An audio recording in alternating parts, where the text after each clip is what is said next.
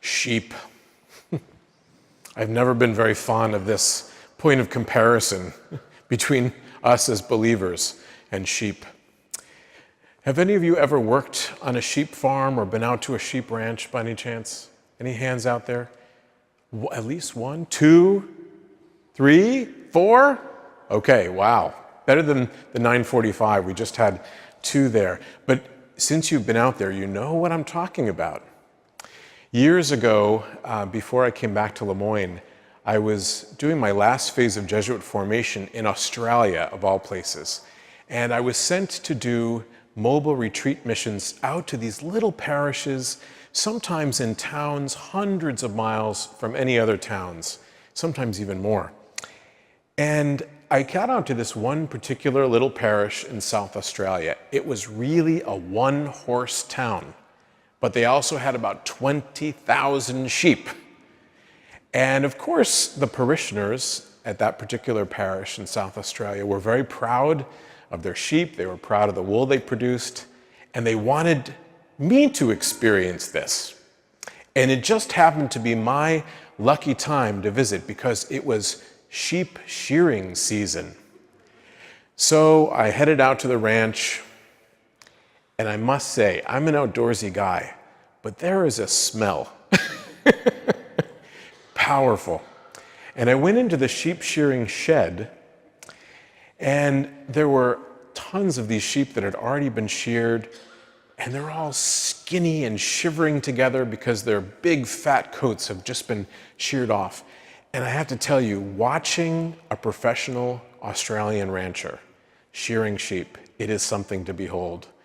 It's something of an athletic competition, actually. They reach around, they pick the sheep up, they sit it on its behind, and then holding the sheep, they grab these big electric shears and start doing the haircut. And it is amazing how fast they do it.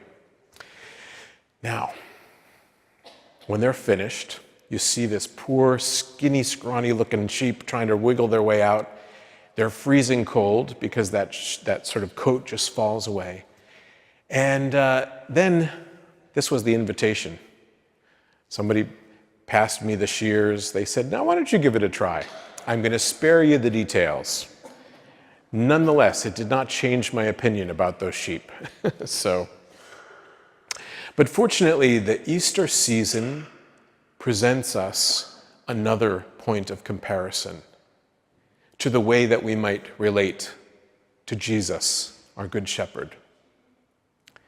Peter is actually presented to us as the church, as a kind of example of the way that we are invited ourselves to follow the Good Shepherd. To put this reading that Esther read for us from Acts of the Apostles in context, the resurrection has just shortly happened, maybe just a little bit of a week or two before. And John and Peter, even though they're afraid that the same thing might happen to them that happened to Jesus, they've gone out in public now, and they've just healed a crippled man who was handicapped and unable to stand, let alone walk. And they're dragged in front of the authorities to find out what in the world is going on. What are these sort of ne'er-do-wells, these rabble-rousers, doing healing in the name of Jesus Christ? And something has changed about Peter, because while just weeks before, he had been so afraid for his own life that 3 times he had denied Jesus. Now, he is out boldly proclaiming that Jesus is risen, that he is the Messiah, and he's condemning the Pharisees and Sadducees for having put him to death. What in the Lord's name has changed within Peter to make this happen? Peter has been saved. What does that mean, to be saved? We know this guy. We know that he's an awful lot like us. He had plenty of days when he'd wake up on the right side of the bed and the sun would be shining and everything felt terrific, and he felt like he had the world in his hand. Don't worry, God, I got this. Don't worry, Jesus. I can handle things myself. Now, I have to admit, I hope that we've all had similar days that we feel good and self-sufficient. But Peter often would take it too far. He overestimated his strengths. He overestimated his courage and his faith. And in fact, when Jesus was most in need of his support, he abandoned him. Because while having those days of great self-confidence, there were also days when he was just reduced to a helpless human being. And nonetheless, we recall, for instance, the scene where he and the disciples had been out in the boat fishing all night with no luck. Jesus yells at them from the beach and says, "Pick me up." And they do. And he says, "I want you to throw those nets over the other side of the boat." And Peter says, "No, Lord, what do you know about fishing? You're a carpenter." But when they do, they take in such a load of fish that Peter throws himself down before Jesus and says, "Go away from me, Lord. I'm a sinful man." It's at that particular moment that Jesus embraces Peter and says, "I know you're not perfect. I love you anyway. I love you as you are, and I call you to follow me." This may not be too distant from our own experience. That we too have days when we feel like we don't really need God's grace, when we've got it, we've got this, and we sort of move along our own steam power.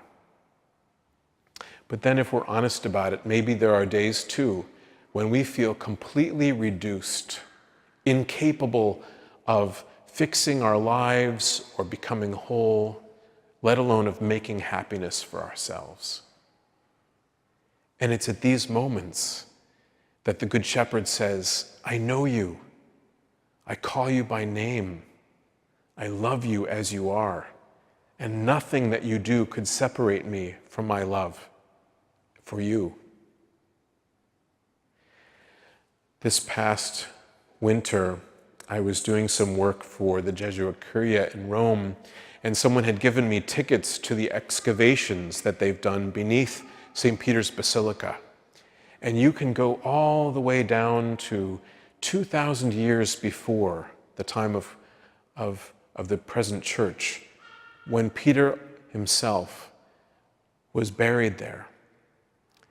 And as I went to the place where his bones are buried with a tour group, I felt something really powerful happen inside me. I started to get very emotional because that scene in the boat came back to me. And I was in touch with all those times when I feel helpless and alone, or just incapable of figuring out my way forward. And I have thought to myself, "I'm desperate, God, help me."